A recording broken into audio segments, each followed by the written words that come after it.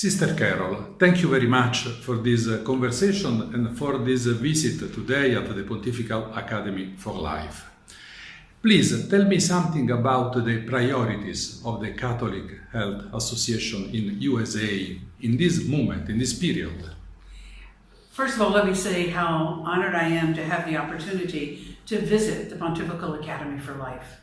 The quality of the work that is done here for the good of the whole world and the whole church is magnificent. So it's an honor to be here.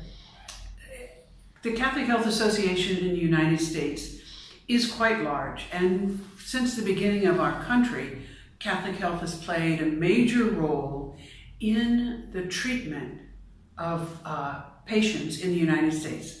We are a major part of Catholic health care in the United States.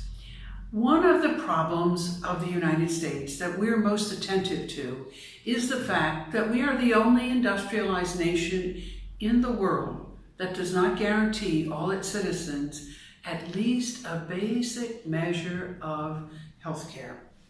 That is a scandal that goes against everything Catholic social teaching stands for. Our National Academy of Medicine did a study and said every year in our country, 18,000 people die unnecessarily because they can't get basic health care. One of the really big challenges for us is the fact that so many women feel they have no choice but to get an abortion because they cannot afford maternity care, and then they cannot afford to take care of the child. So it is hard to be pro-life if you're not willing to protect that life. If you're not willing to protect that life, if the child has a developmental disability or some other problem. And so we made a major effort with the Congress and the White House to try to make the first big step in improving that in the Affordable Care Act. Now we find the Affordable Care Act being piece by piece dismantled by the congressional leaders and the White House in our country. And so we are struggling to keep a healthy, dynamic health delivery system in the United States that also is attentive to the people who don't have insurance. And that number continues to go up because as they undermine the new healthcare program, more and more people who got health insurance have lost it. And so we want to have a quality health program for everyone. We want to treat healthcare workers fairly, and at the same time we see a dismantling of the infrastructure of healthcare delivery. So we are working very hard to try to say healthcare is not a business that you just play with numbers. Healthcare impacts people every day in the most profound way. And so that is not easy, but it is a sacred work. Thank you for this answer. But I'm interested to know something about the agreement you realized with California and with bishops to assist people in their home, in their families. This is an area regarding palliative care. Yes. Palliative care is something that Catholic Health in the United States has really pushed forward and tried very hard to do a good job at, and tried very hard to work with other non-Catholic healthcare providers to do a wonderful work with.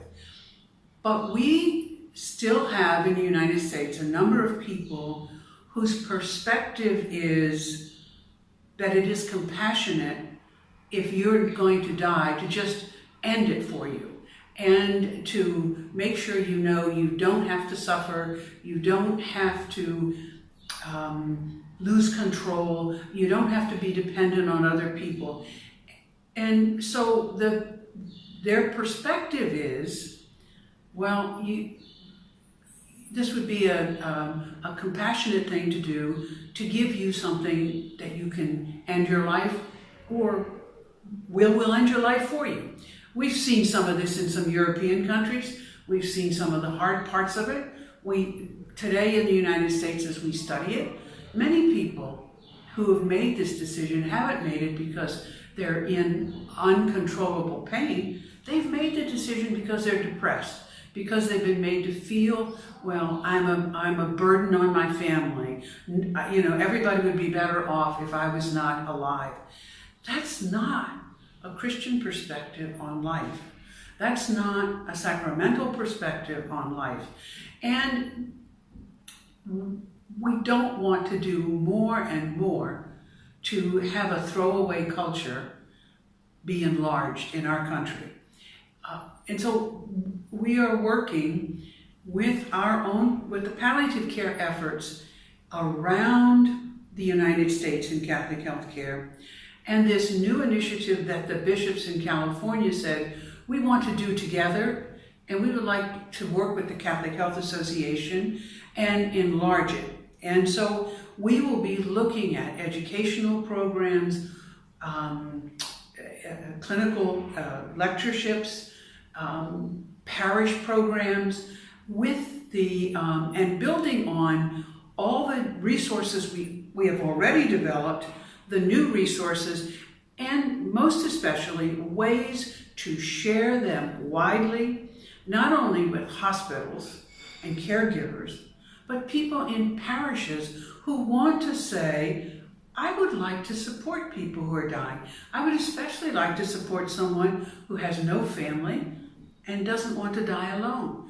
We have lots of really good programs, but people need a little education, a little help to be mentored in these programs.